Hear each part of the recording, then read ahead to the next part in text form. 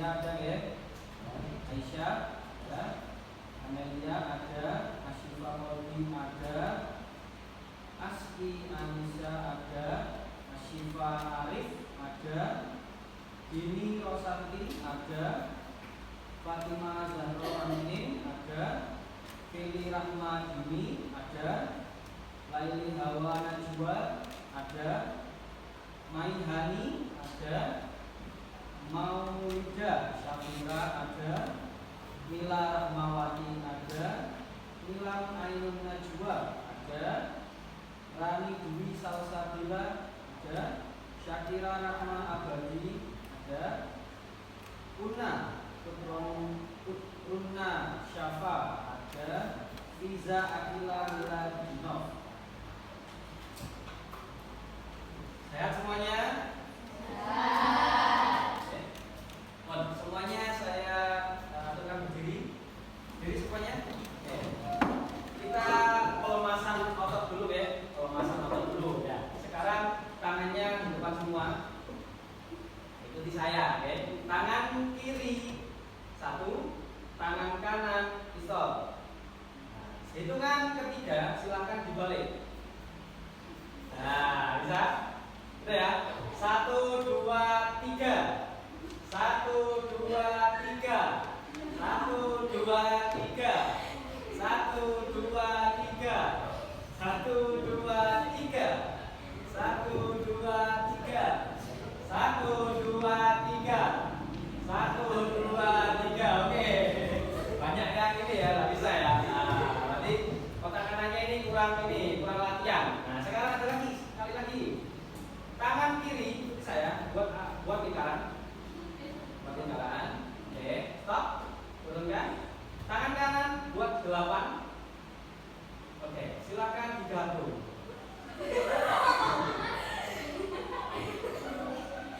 Ayo, bisa enggak? Kalau menjurus ayo. Ada yang menjurus ya. Lingkaran 8. Lingkaran 8. Ayo ikuti semuanya. Lingkaran 8. Lingkaran 8. Ayo gimana? Buat lingkaran dan angka 8. Ayo. Ayo gimana? Ayo buat angka lingkaran dan 8. Gimana? Oke, tepuk tangan semuanya.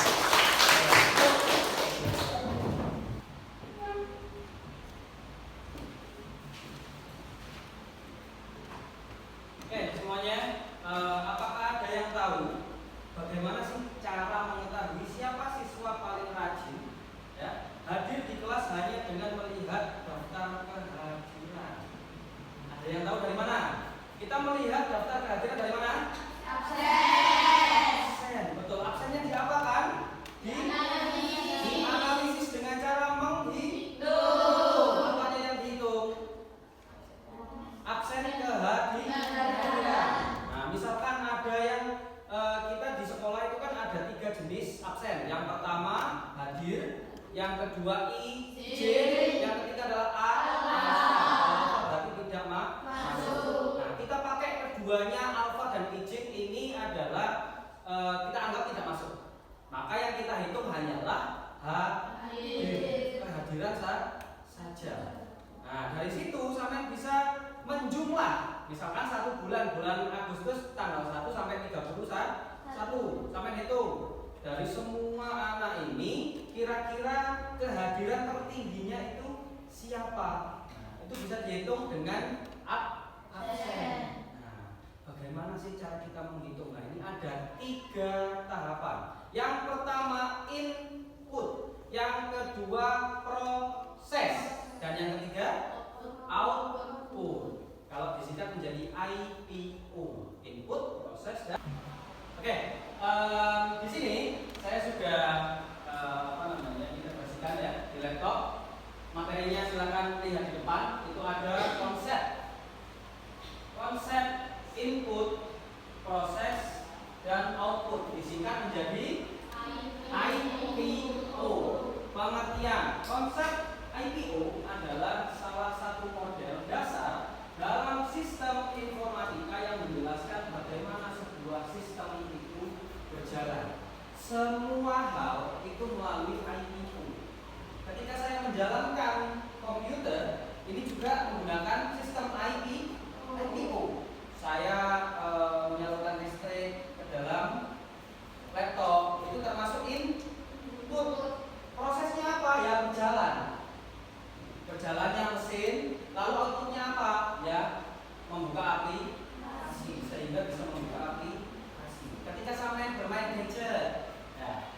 gadget atau HP kalian itu baterainya habis, apa yang kalian lakukan? Cas. Cas itu berarti termasuk input. Outputnya apa? Mesinnya berjalan dulu, baru layarnya menyala, itu sebagai output. Jadi sehari-hari kita itu sudah menjalankan input, data atau informasi yang masuk ke dalam sistem. Proses tahapan pengolahan data untuk menghasilkan informasi, dan yang terakhir output, hasil akhir dari proses yang bisa digunakan sebagai dasar pengambilan keputusan. Ya. Contoh kasus, nah ini ada contoh kasusnya ya. Dimulai dari input, data yang dimasukkan ke dalam sistem, misalnya daftar nama siswa. Berarti ini kita kasusnya apa? Kehadiran siswa. Nah, berarti kalau ada kehadiran siswa, berarti pasti ada daftar nama. Itu sebagai bahan input. Nah, catatan kehadiran setiap siswa selama 1 bulan. Jadi tidak hanya 1 bulan, tergantung sampean atau kalian datanya seberapa lama. Misalkan sampean membutuhkan data kehadiran siswa selama 1 tahun, berarti berapa bulan? 12. Nah, itu sampean hitung satu-satu selama 1 bulan. Kehadiran ini berapa, yang tidak hadir berapa? Atau paling mudahnya seperti ini, selama 1 tahun liburnya berapa kali? Ya, masuknya berapa kali, itu nanti dijumlah semuanya. Bisa, oke? Selanjutnya, nah ini ada contoh data kehadiran. Ada namanya cuma 4 saja, ya nggak bingung ya. Andi, Budi, Citra, Dinda, urut A, B, C, D. Ya. Jumlah hadir Andi 20, jumlah tidak hadir 0. Berarti berapa hari? 20. Berarti totalnya selama 20 hari. Budi 18 hari hadir dan tidak hadirnya 2 hari. Tidak hadir ini dalam data 2 loh ya, yang tadi izin dan alfa. Dijadikan 1 karena tidak hadir. Ya. Citra 19 hari tidak hadirnya 1 hari, dan Dinda 17 hari tidak hadirnya 3 kali. Nah, setelah kita memasukkan datanya ini ya. Nah, ini proses input. Sehingga menjadi tabel seperti ini. Ketika sudah menjadi data, maka kita proses atau pengolahan. Ini langkah-langkahnya. Membaca data jumlah hadir tiap siswa, menghitung siapa yang memiliki kehadiran terbanyak, membandingkan hasil antar siswa. Jadi membandingkan yang hadir terbanyak. Kalau sampai di sini, lihat di sini, yang hadir yang paling banyak siapa? Andi dengan total 20 kehadiran. Yang paling rendah siapa? Dinda dengan totalnya berapa? Berarti tidak masuk selama 3 hari. Nah, itu merupakan outputnya. Jadi ketika sampean sudah proses ya, outputnya sudah sampean tahu. Oh, menentukan siswa yang paling rajin tadi adalah Budi. Ya, menampilkan laporan peringkat. Nah, ini tadi sudah diperingkat, sudah urut ya. Yang paling tinggi adalah Budi. Sampai yang oh Andi ya, Budi. Contoh, siswa paling rajin adalah Andi selama 20 kehadiran ya, tanpa absen atau tanpa izin. Ya. Nah, visualisasi IPO ini rentetan dari sampean ketika mengolah data itu tadi. Input data kehadiran. Yang pasti sampean harus punya data fisiknya, yaitu absensi. Dan yang kedua adalah proses. Ketika sampean sudah punya data, sampean harus mengolah data itu menjumlah. Ya. Kemudian output siswa yang paling rajin. Nah, ketika sudah tahu prosesnya, dianalisis. Oh, yang terbanyak ternyata Andi. Itu adalah apa tadi outputnya. Nah, setelah itu bisa sampai disimpulkan. Melalui contoh ini, siswa bisa memahami bahwa data mentah itu input. Data mentah itu adalah input. Tidak ada artinya jika tidak diolah. Mentah itu seperti apa ya? Absen. Di sini absen sudah. Ini mentah. Karena belum tahu mana yang belum sampai hitung kan ya. Belum dihitung, maka dia masih berupa data mentah. Ya. Setelah proses dilakukan, muncullah informasi atau output yang lebih bermanfaat, seperti mengetahui siapa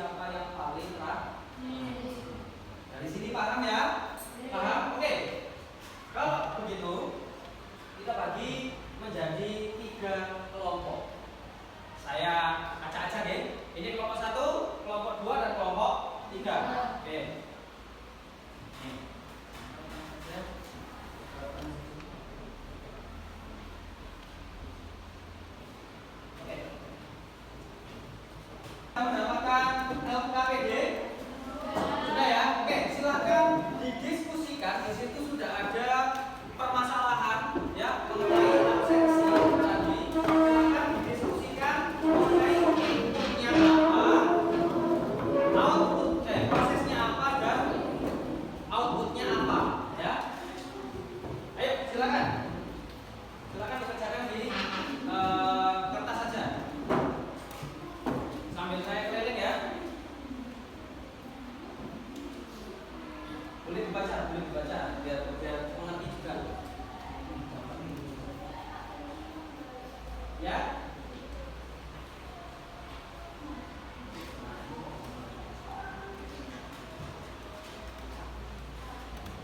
Ya.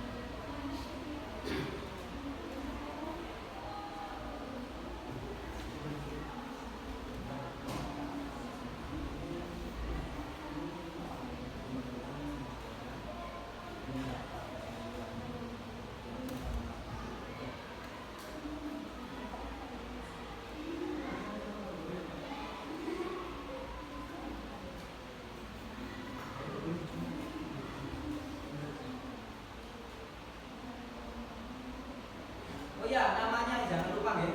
Nama. Nah, nama. Ini nanti bisa jumlah hadirnya saja. Izinnya nggak usah.